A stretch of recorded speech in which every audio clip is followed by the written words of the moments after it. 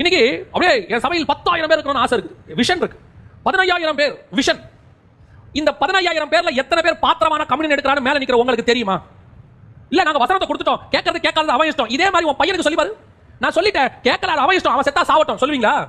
Bike அவன் வாங்கி கொடுத்துட்டேன், அது மெதுவா வரட்டும் அவன் இஷ்டம், வேகமா போய் செத்து கை கால் உடைஞ்சா அதுக்கு நம்ம என்ன பண்ண முடியும்? பைக் மட்டும் தான் வாங்கி கொடுக்க முடியும், அவன் இஷ்டம் சொல்லுவீங்களா? ஒவ்வொரு தடவையும் பைக் எடுக்கும்போது சொல்லுவீங்களா மெதுவா பாப்பா, ஏன்னா அவன் வா பையன். அதே தான் ஆவிக்குரிய வாழ்க்கையில கம்யூனியன் இருக்கும். அபாத்திரமா இருந்தா செத்து போவானே கீழே இருக்கிறவன். அப்ப அவனை எவ்வளவு எச்சரிக்கை பண்ணி கொடுக்கணும். இங்கயாவது கை கால் உடையும், சரீரம் சாவும், அங்க ஆத்மா சாவுமே. அபாத்திரமாய் போஜனமான பண்ண இஸ்ரவேலர்கள் செத்தார்களே, சாவ மாட்டாங்க. வசனம் சொல்றது 1 Corinthians 11 சொல்லுது, அபாத்திரமாய் போஜனமான பண்ணினவன் உங்களுக்கு சிலர் நித்திரை அடைந்தார்கள். கொடுக்கிறதுக்கு முன்னாடி உன் இருதயம் வலிக்கலையா?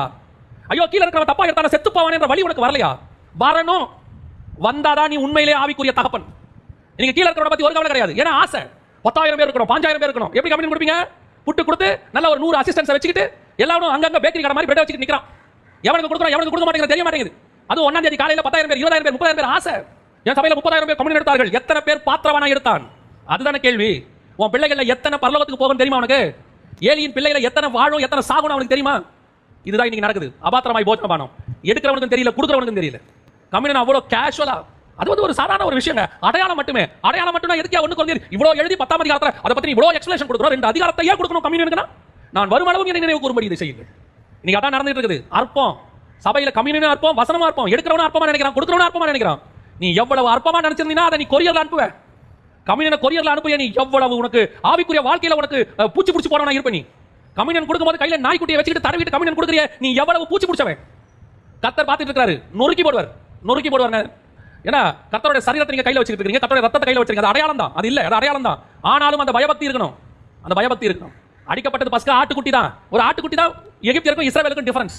அவன் அடிச்ச ஆடு தான், அவன் வீட்டில் வளர்ந்த ஆடு தான் நீங்க அடிச்சாங்க. இந்த ஆட்டுக்குட்டி ரத்தத்தை இருக்கு, ஒரு சாதாரண ரத்தம். அவர் பூச சொல்லி பூசினா வெளியே வந்து பாரு செத்து போவேன். நிலைக்கால விட்டு வெளியே வா பார்ப்போம். அது சாதாரண ரத்தம் தான். உன் வீட்டுக்கு கட்டப்பட்ட ஒரு ஆட்டுக்குட்டி தான் பாது. உன் வீட்லயே வளர்ந்த ஆடு தான். அன்னைக்கு இத்தனை நாள் அந்த ஆட்டை நீ ஜாலியா நடத்திருப்ப. ஆனா இன்னைக்கு அடிச்ச ரத்தத்தை பூசிட்ட வெளியே வந்து பாரு, உள்ள இருக்கிற வரைக்கும் பழச்ச. ஆனா பாக்கிறதுக்கு சாதாரண ரத்தம், அவ்வளவுதான். அதே மாதிரி தான் உன் கையில இருக்கிறதான ரசம், அது பாக்கிறதுக்கு சாதாரண ரசம். நீ தப்பா எடுத்த தொலைஞ்ச, தப்பா கொடுத்த தொலைஞ்ச. நீங்க அற்பமான உணவு, கொள்ளிவாய் சர்ப்பங்களை கத்தர் விட்டார். நான் தான் கூட்டிட்டு வந்த அந்த ஜனங்களை, நான் தான் வனாந்தரத்தை நடத்தினேன். ஆனா நான் சொல்றதை கேட்காட்டி அவர்களை கொல்லுகிற அதிகாரம் எனக்கு உண்டுங்கிறார் ஆண்டவர். இன்னைக்கு ஆவிக்குரிய வாழ்க்கையில் அதை விட அதிகம் நம்ம நினைச்சிட்டு இருக்கிற கிருபையின் காலம். அதனால ஆண்டவர் சும்மா இருக்கிறாரு இல்ல. உடனே அடிச்சா கூட பரவாயில்லைங்க. இந்த பொறுத்து இருந்து அடிக்கும் போது அடி ஜாஸ்தி விடும் பாத்துங்க. கம்யூனியனை கையில் எடுக்கும்போது பயபக்தி இருக்கணும். இது எனக்காக சிந்தப்பட்ட இயேசுவினுடைய ரத்தம். பழைய ஏற்பாட்டு பரிசுத்தவான்கள் பரலோக ராஜ்யத்துக்குள்ளே பிரவேசிக்க முடியாமல் தடுமாறி எத்தனை பரிசுத்தமாய் வாழ்ந்தாலும் அவர்கள் நம்மை அல்லாமல் பூரணராகாதபடிக்கு விசுவாசத்தாலே நற்சாட்சி பெற்றிருந்தும் வாக்குத்தத்தம் பண்ணப்பட்டதை அடையாமல் போனார்கள். எபிரேயர் 11:39 அத்தனை பேரும் இந்த கம்யூனியனை கிடைக்காம காத்துனா பாருங்க.